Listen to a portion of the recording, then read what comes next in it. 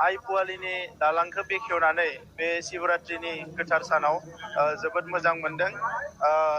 बे ओनसोलनि बेटबारि आरो बे साहा ओनसोलनि रायजो राजाफोरनि थाखाय बियो जोबोद गिदिर मोनसे एचिभमेन्ट। गोबाव बोसोरनिफ्राय दालां गैयैनि थाखाय दैजों बारनाय बे मानसिफ्रा गोबां दैज्लां बोथोराव उसुबिदायाव गोग्लैनांगौमोन आरो बिथांमोननि हान्था मेला बायदिसिना मार्केटिं बिजनेस बेफार बानिज्य फरायसाफोर बयबो जोबोद खस्थ' मोननाङोमोन। नाथाय बे ब्रिजआ जानायनि उनाव बे ओनसोलनि रायजो राजानि थाखाय बयनिख्रुइ देरसिन जेंनाया जोब्बाय होननानै जों बुंनो हायो। दा आङो रायजो राजाफोरखौ खावलायो जे गोजोन थासारि फैबाय, लामा दालांबो जाबाय, दा जाहाथे बयबो फरायसाफोरखौ मोजाङै लेखा फरायहोनायाव मोजां आबाद मावनायाव आरो समाजखौ मोजाङै जौगालांनायाव बयबो गोसो होयो।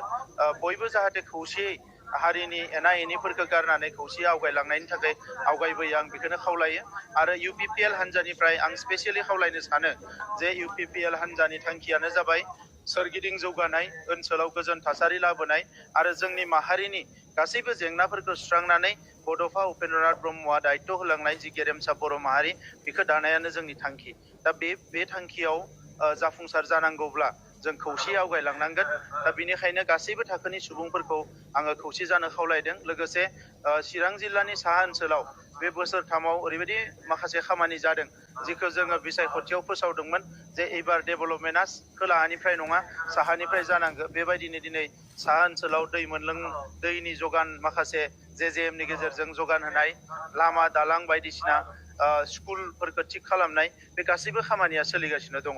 दा नंखायनो चिरां जिल्लानि साहा ओनसोलनि रायजो राजाया जाहाथे जेबो गोनो गोथो जाया, गोख्रोङै गसङो आरो फैबाय थानाय लकसभा बिसायख'थिया फैगासिनो दङ। जोंनि जि दानि थासारि बेखौ आरोबाव फोसाबनो आरोबाव जौगाहोनो थाखाय जोंनो सासे गोख्रों MP नि गोनां जागोन। दा नंखायनो गासैबो रायजो राजाया जाहाथे खौसे जानानै बयबो गसङो, आं बेखौ खावलायदों। 6 कौटिनि बेयो दालाङा आरो 916 मिटार गोलाव। बे आसाम मालानि गेजेरजों जागोन।